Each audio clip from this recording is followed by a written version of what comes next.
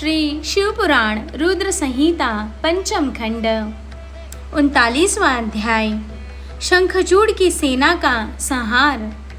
व्यास जी बोले, हे ब्रह्मपुत्र सनत कुमार जी, जब देवी भद्रकाली द्वारा युद्ध में घायल होकर शंखचूड़ पुनः अपने रथ पर जाकर बैठ गया, तब क्या हुआ?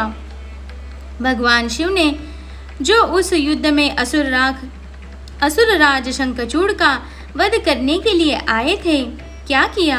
कृपा कर मुझे इस कथा को विस्तार से सुनाइए। व्यास जी की इस जिज्ञासा को शांत करते हुए सनत कुमार जी ने कहना आरंभ किया।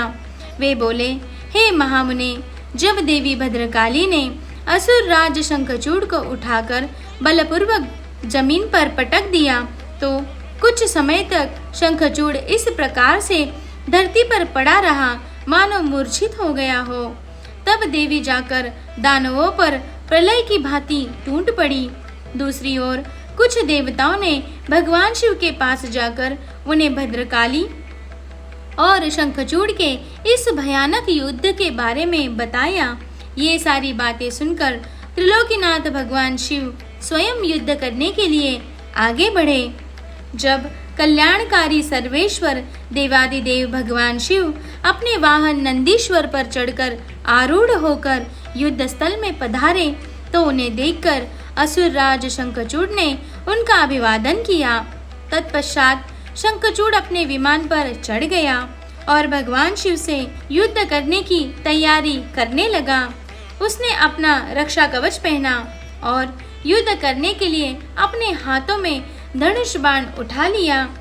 वह पूरे उत्साह के साथ भगवान शिव पर दिव्यास्त्र का प्रहार कर रहा था। इस प्रकार त्रिलोकीनाथ भगवान शिव और असुरराज शंखचूड़ का भयानक युद्ध 100 वर्षों तक निरंतर चलता रहा।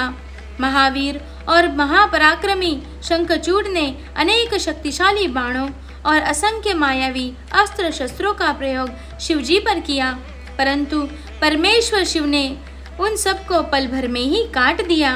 भगवान शिव ने क्रोधित होकर उस पर पुनः प्रहार किया।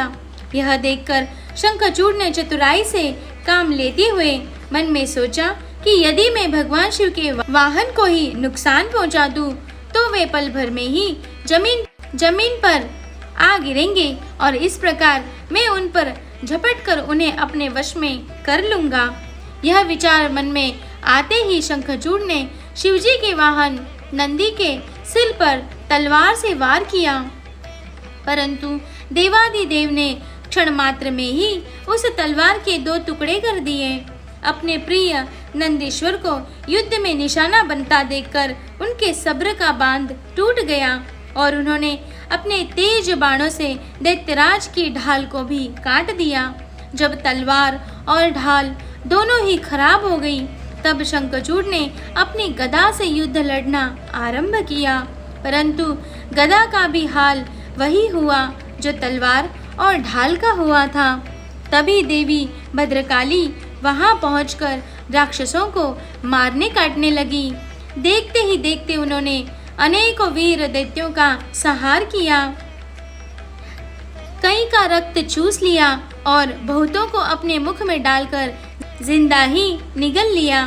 अपनी विशाल दैत्य सेना का इस प्रकार सर्वनाश होता देखकर शंखचूड़ को अत्यधिक पीड़ा हुई। उसका दर्द तब और भी बढ़ गया जब उसने अपने साहसी वीर राक्षसों को प्राण बचाने के लिए जहां तहां भागते हुए देखा।